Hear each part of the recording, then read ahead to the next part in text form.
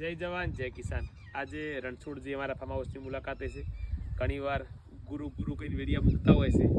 રણછોડજી ગુરુ તો કહો છો, પણ તમને કોઈ આવકમાં વધારો થયો કે નથી થયો? ખાલી લખવા પૂરતું ગુરુ ના હોય તો તમારી આવક પણ બમણી હોય। જો આજના યુવાનો લગભગ 5000 યુવાનો પ્રભાર પિક્ચરમાં મારો ફોટો છે, મને આનંદ થાય છે કે મારા યુવાનો પ્રગતિ કરે।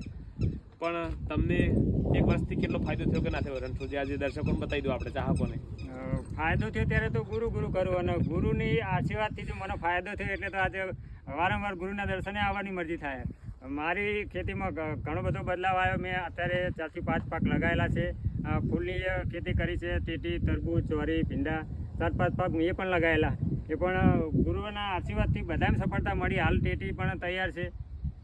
તમે પણ એમની પ્રેરણાથી શુભ શરૂઆત કરો। અમારા ભાઈ પણ વિરંગામથી આગળથી આવેલા છે અને એમને પણ શરૂઆત કરી છે ટપક મલ્ચિંગથી ખેતીની।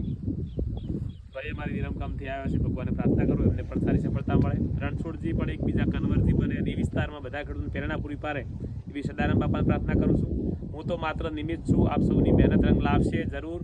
અને જે લોકો મહેનત કરે છે એ લોકોને બધાને સફળતા મળવાની જ છે, આજે તો કાલે પણ। આભાર રણછોડજી, બસ આવી રીતે ખેડૂત મદદ કરતા રહ્યો, આશા રાખું છું। જય જવાન જય કિસાન।